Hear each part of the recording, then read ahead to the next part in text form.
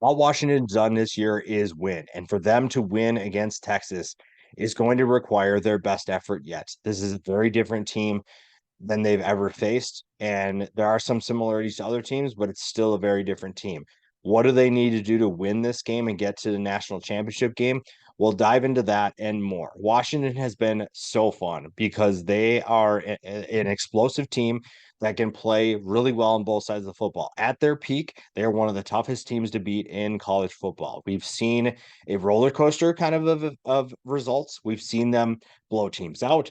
We've seen them win in the clutch. We've seen them hold off a team like Oregon, and we've seen them do it time and time again. Everybody focuses on Kalen DeBoer and the offense for good reason, but there is a defense that while they haven't been the greatest unit for the Washington Huskies, they are still a great unit to watch. When they are playing at their best, they are extremely disruptive. They have a number of talented players, and they're really fun to watch when they're playing with confidence.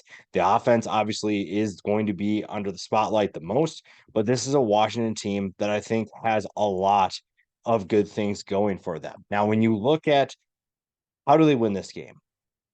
I think the first part is you have to take advantage of Texas defense. Now, Texas front seven will test Washington's offensive line. Granted, this is a really good offensive line for Washington. This is an offensive line that is very physical. They are notorious for keeping Michael Penix upright and giving him time to throw.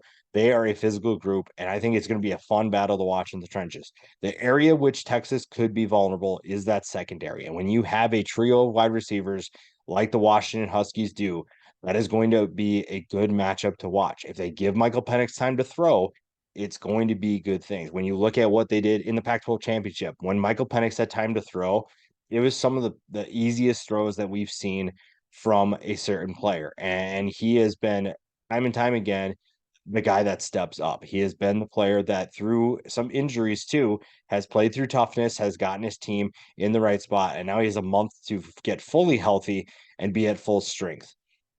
We'll talk about the trio here. The trio we've been talking about all year. Rome Odunze, Jalen Polk, Jalen McMillan. Now, McMillan has been hurt for a lot of the year, so we haven't really talked about him as much. But his return to this offense, I think, does more than people realize. I think that his return, because if people were just watching Odunze and Polk do their things, and for good reason. They're big body receivers, they're big play threats, very, very good vertical threats for this team. But McMillan is kind of the glue that keeps everything all together. He's good in the slot, he's good in those short to intermediate routes, but he's also an NFL talent. I think people kind of forget that because he's been out for so long, and we saw his impact that he has when they played Oregon in the Pac-12 championship. He is someone that is going to step up, and we'll kind of dive into more on what he brings to the table in a little bit. The offense is going to rely on the passing attack, but lately it's been the rushing attack that has helped this offense even more. Dylan Johnson came from Mississippi State to play in an offense that's going to feature him more. One of the best decisions that he's made in his life. And it's really the second half where he showed his ability, because in the first half, we didn't really see Washington run the football or make an effort to run the football as much. This was a team that very much wanted to throw the football as much as possible, move the ball down the field to the air.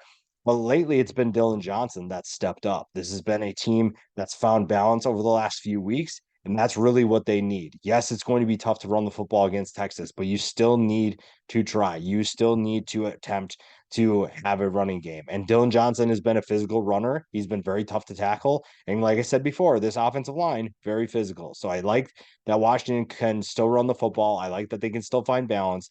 That means a lot of good things for them, because if they find that balance, it's going to be tough for them to be slowed down by Texas. On defense, it's going to be tough. I'm not going to lie. Going against Steve Sarkisian and the amount of talent that the Texas Longhorns have will be a difficult challenge for Washington. And we've seen a number of games where they have struggled. You look at when they faced USC, won the game 52-42, but it was not easy by any means. Stopping Caleb Williams was not fun. Stopping that offense is not an easy thing to do. And Texas has a number of players that are going to make life tough. Quinn Ewers is not Caleb Williams. He's not going to run all over the field, but he can throw the football like the best of them. He is going to make your life difficult.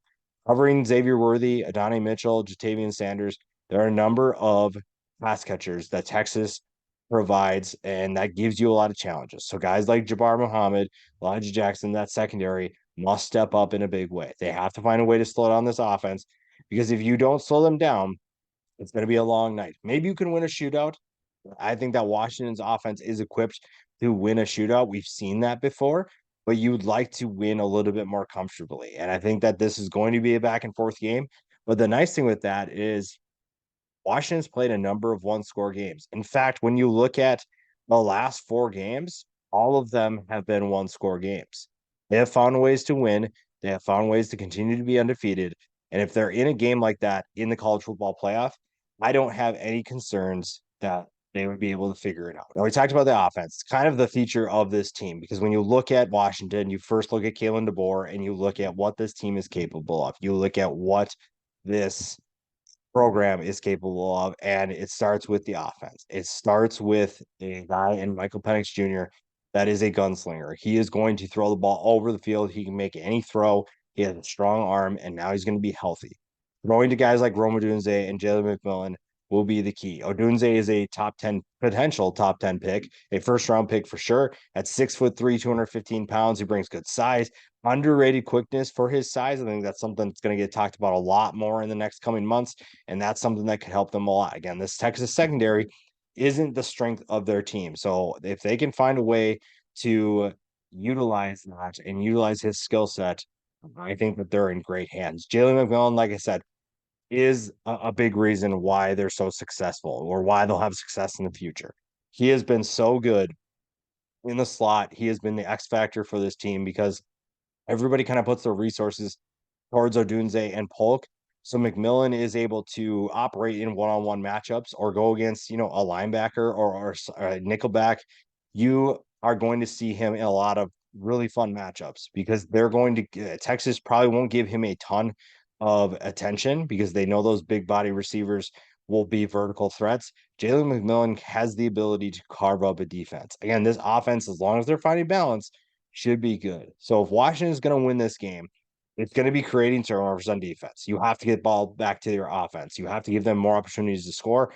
And the offense must find balance. They must find ways to get their guys involved, and they must find ways to keep things together. The offense has to be able to run the ball, and they have to be able to throw the ball. You can't really have one without the other. You have to find balance. It's going to be tough against that front seven, but if Washington wants to win, balance and turnovers are going to be the key.